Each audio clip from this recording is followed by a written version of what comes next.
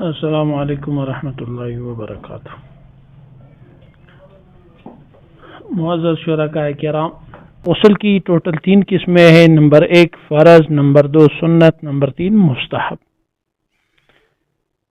اب سب سے پہلی قسم چونکہ فرض لکھی ہے تو اس لیے فرض کی تفصیل میں جاتے ہیں۔ فرماتے ہیں متی یفترض الغسل، غسل کب فرض ہوتا ہے انسان پر؟ تو یہ ایک سوال جواب یہ ہے کہ مندرجہ ذیل 4 باتوں میں سے کسی ایک کے پائے جانے کی وجہ سے غسل فرض ہو جاتا ہے۔ نمبر 1، غسل انسان پر اس وقت فرض ہو جاتا ہے کہ جب وہ انسان ناپاک ہو۔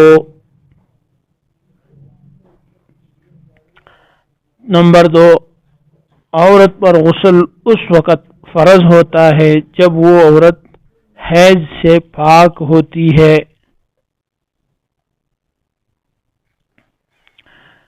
نمبر 3، حیض کی تفصیل مختصراً کسی عورت کے مہینے میں سے خاص حصہ جو اس عورت کو ناپاکی اور خون آتا ہے تو اس کا کم از کم مدت 3 دن 3 رات ہے اور زیادہ سے زیادہ 10 دن 10 رات ہے۔ یہ مختصراً۔ اور تیسری وجہ جس سے انسان پر غسل فرض ہوتا ہے وہ عورت ہے۔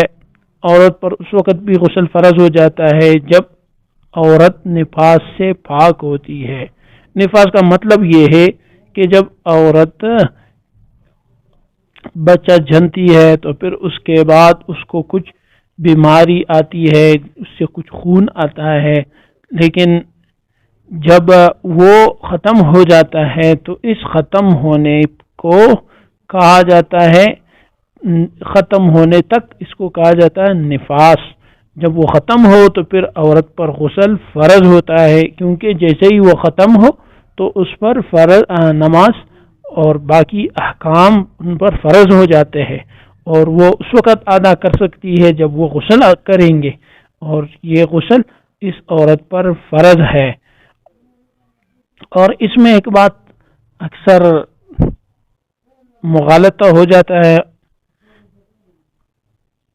کہ عموماً معاشرے میں یہ مشہور ہو چکا ہے کہ 40 دن تک وہ عورت غسل نہیں کرتی، اس کے بعد پھر وہ غسل کر کے نمازیں شروع کرتی ہے، لیکن مسئلہ اس طرح نہیں ہے۔ مسئلہ اصل میں یہ ہے کہ جب وہ خون آنا بند ہو، بیماری ختم ہو، تو اسی وقت سے اسی دن سے اس عورت پر غسل کر کے نماز پڑھنا فرض ہے۔ 40 دن تک رکنا یہ شریعت میں جائز نہیں ہے۔ ہاں، ایک صورت یہ ہے کہ اگر اس عورت کو جو خون آ رہا ہے بچے کے پیدائش کے بعد وہ 40 دن تک آتا رہے، اس کے بعد خواہ وہ خون آئے یا نہ آئے، 40 دن کے بعد اس عورت نے غسل کر کے اپنی نمازیں شروع کرنی ہے۔ یہ 40 دن کا جو خیال ہے یہ اس وقت ہے جب وہ خون مسلسل آتا رہے 40 دن تک، تو اس کے لیے یہ 40 دن کا فیصلہ ہے۔ لیکن جس کا 40 دن سے پہلے خون بند ہو تو اس کے لیے جب خون بند ہو اسی وقت سے اس کی نماز کا وقت اور نماز کی فرضیت دوبارہ بحال ہو جاتی ہے، اس پر دوبارہ نماز فرض ہو جاتی ہے۔ لہذا اس عورت کو غسل کر کے دوبارہ نماز شروع کرنا چاہیے، چاہے وہ 40 دن مکمل ہو چکے ہو، یا چاہے وہ 2 دن کیوں نہ گزرے ہو، یا چاہے وہ 40 منٹ ہی کیوں نہ گزرے ہو۔ لیکن اصل بات میں نے آپ سے کہا، وہ جو بچے کے جننے کے بعد خون آتا ہے اس کا اعتبار ہے۔ اگر وہ نہیں رک رہا تو 40 دن سے زیادہ بھی وہ نہ رکے، لیکن 40 دن کے بعد عورت نے نماز شروع کرنا ہے۔ اگر وہ 40 دن سے پہلے رک جائے تو جس وقت رک جائے، 25 ہو، 10 ہو، 15 ہو، 5 ہو، 2 ہو، اسی وقت وہ عورت غسل کر کے اپنی نمازیں شروع کر دے۔ اور اگر رمضان میں ہو تو وہ اپنی روزہ رکھنا شروع کر دے. یہ اس مسئلے کی تفصیل رہی. اور نمبر 4